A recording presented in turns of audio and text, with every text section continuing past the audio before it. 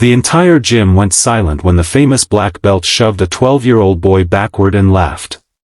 Nobody knew the quiet single dad standing near the door had spent years as a Navy SEAL. And nobody expected that before the night was over, the toughest man in the room would learn a lesson he would never forget. Before we begin, subscribe to Kindness Library, like this video, and tell us in the comments, what would you do if someone bullied your child? Your support helps us share more powerful stories about courage, compassion, and kindness. Daniel Carter lived a simple life with his 12-year-old son, Ethan, in a small Virginia town. To their neighbors, Daniel was just a quiet single father who worked long hours and rarely talked about his past. But Daniel had a secret. Years earlier, he had served as a Navy SEAL. His training had taught him how to survive dangerous situations, protect others, and remain calm when everyone else panicked. After leaving the military, Daniel wanted only one thing, a peaceful life with his son. Ethan was a gentle kid. He loved drawing, science, and helping elderly neighbors carry their groceries. But he was painfully shy. Daniel worried that Ethan sometimes allowed people to push him around. So when Ethan asked to join a local martial arts gym, Daniel agreed. Remember, Daniel told him on his first day, being strong isn't about hurting people. It's about knowing you can protect yourself and still choosing kindness. Ethan smiled. I know, Dad. For several weeks, everything went well. Then Marcus Kane arrived. Marcus was a famous martial arts champion who had won several tournaments. He wore a black belt and carried himself like everyone in the room should admire him. The gym owner had invited Marcus to give a special demonstration. Parents gathered around while students watched excitedly. At first, Marcus seemed impressive. But Daniel noticed something troubling. Marcus enjoyed embarrassing beginners. When one teenager made a mistake, Marcus laughed at him. When another student fell during a demonstration, Marcus said, maybe martial arts isn't for everyone. Then Marcus noticed Ethan. You, he said. Come here. Ethan nervously stepped onto the mat. Marcus demonstrated a basic defensive move and told Ethan to copy it. Ethan tried, but his foot slipped. Several people chuckled. Marcus smirked. That was terrible. Ethan's face turned red. Try again. Ethan did. This time Marcus pushed him harder than necessary. Ethan stumbled backward and fell. Daniel immediately stood up. Marcus laughed. Come on, kid. Toughen up. Ethan slowly rose. I'm trying, sir. Marcus stepped closer. Trying doesn't matter if you're weak. Daniel walked toward the mat. That's enough. Marcus turned. And you are? His father. Marcus looked Daniel up and down and smiled. Then maybe you should teach your son not to be so sensitive. Daniel's expression remained calm. He came here to learn.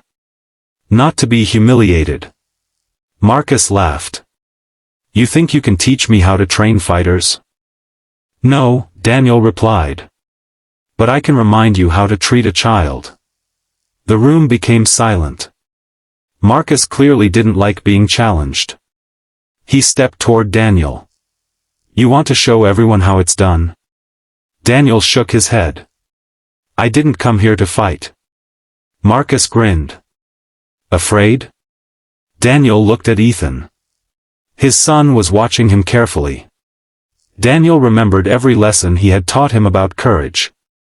Sometimes walking away was strength. But sometimes standing up for someone mattered too. Daniel removed his jacket and stepped onto the mat. I'll demonstrate one thing, he said. Marcus attacked quickly, expecting to embarrass the ordinary-looking dad. But Daniel calmly moved aside. Marcus tried again. Daniel blocked him. Another attack came. Daniel redirected Marcus's movement, and within seconds, the black belt found himself safely pinned on the mat. The entire gym froze. Daniel released him immediately and stepped backward. Marcus jumped up, embarrassed and furious. "What are you?" Daniel picked up his jacket. "A father." The gym owner, however, recognized Daniel's movements. "You were military, weren't you?" Daniel hesitated. "Navy." A former Marine standing among the parents suddenly stared at him. "SEAL?" Daniel quietly nodded. Whispers filled the room.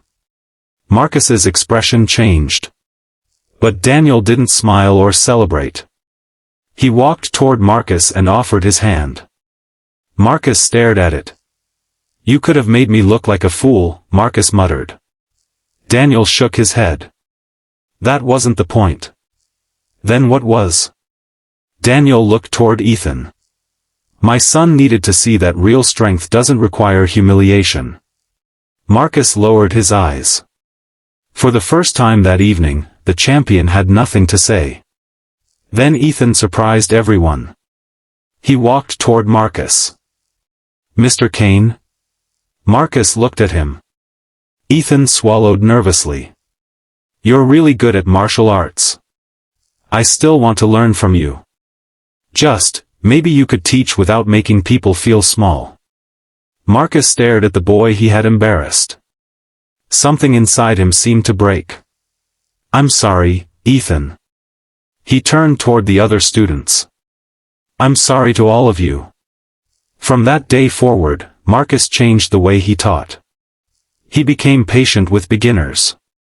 He encouraged nervous students. When someone failed, he helped them try again. Months later, Ethan earned his first belt. Marcus personally tied it around his waist. Then he looked at Daniel. "Your son taught me more than I taught him." Daniel smiled. "No. You were willing to learn. That matters." Ethan never forgot that day. He learned that his father was far stronger than he had ever imagined. But the greatest lesson wasn't about fighting. It was about kindness. Because true strength is not measured by how easily you can knock someone down. It is measured by how willing you are to lift someone back up.